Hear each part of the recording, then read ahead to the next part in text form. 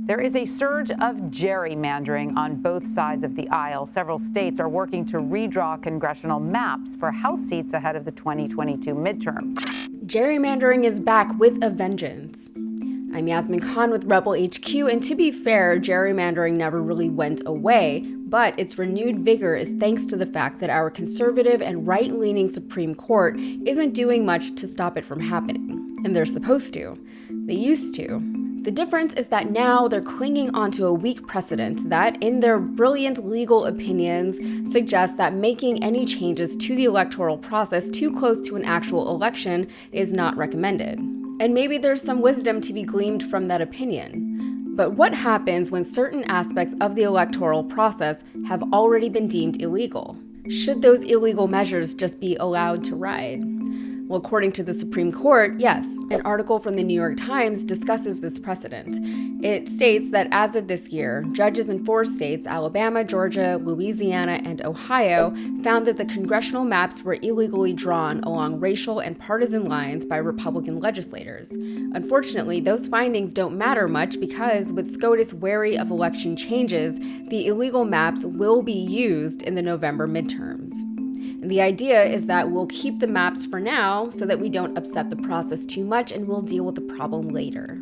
Well, it's obviously a problem, but the bigger problem is that nothing will be done about it in time for the midterms. In other words, the GOP illegally rigged election maps prior to a major midterm election, and they're getting away with it. This isn't a problem that can be dealt with later, though, as the new maps put Democratic voters, specifically Black Democratic voters, at a serious disadvantage. In states with a decent number of seats in Congress, that illegal GOP advantage could yield the Republicans 5 to 7 seats that would otherwise not have been won.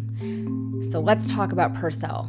The precedent that the Supreme Court is resurrecting is from 2006, Purcell versus Gonzalez. This case dealt with voter ID laws in Arizona, and the result was that the court prevented the law from going into effect just days prior to the election on the grounds that it could, quote, result in voter confusion and consequent incentive to remain away from the polls. Now the Supreme Court is using that precedent to justify its lack of action regarding the illegally gerrymandered districts. Instead of stepping in to say that illegal maps are in fact illegal and shouldn't be used in what's sold as a free and fair election, the Supreme Court for once is choosing not to get involved.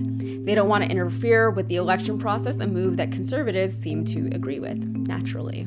However, the argument from the other side is that convenience and simplicity aren't more important than actual justice and legality, and they certainly shouldn't hold more importance in the eyes of the Supreme Court.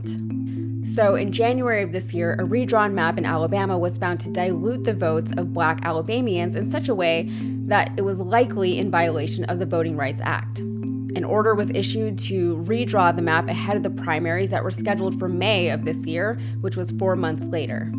Instead, Justice Kavanaugh issued a stay, citing Purcell, claiming that changes made that close to the election would create confusion amongst voters. Generally, 4 months isn't considered close enough to the election to evade changes to the process, especially when those changes involve remedying illegal voting measures in a democratic nation. So, Kavanaugh.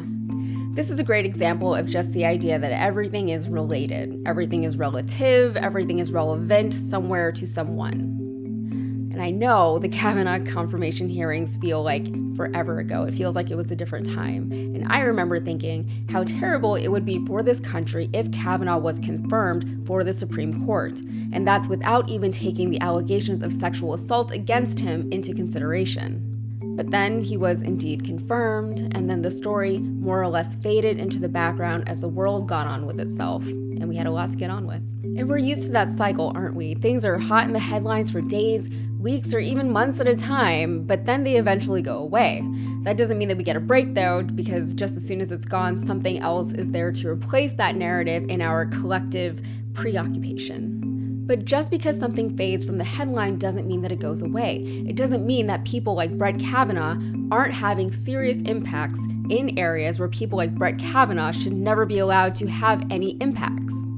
This precedent that Kavanaugh cited in his decision to issue a stay in Alabama is now being exploited by elected officials around the country, officials who understand that by simply delaying and complicating the process long enough, they can get away with enough illegality to disenfranchise voters and swing elections in their favor.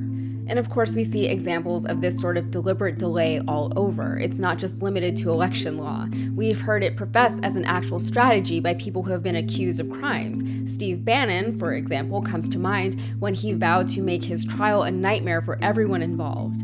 He wanted to make sure it wasn't worth the effort of prosecuting him because he knows how laborious our justice system and really our governmental system overall can be. As for now, an attorney familiar with and sympathetic to Republican redistricting cases believes that SCOTUS is holding off on making any changes to the illegal maps until it hears a case this October, a case that addresses racial biases apparent within districting maps. He argues that the conflation of racial lines and party lines is no longer relevant, citing the fact that Obama racked up a lot of white votes. Others, as you can imagine, don't agree with his assessment. And that's it for me. Thank you for being here. Like and share this video if you got something out of it, and subscribe to the channel for more content like this. And follow me on Instagram and TikTok.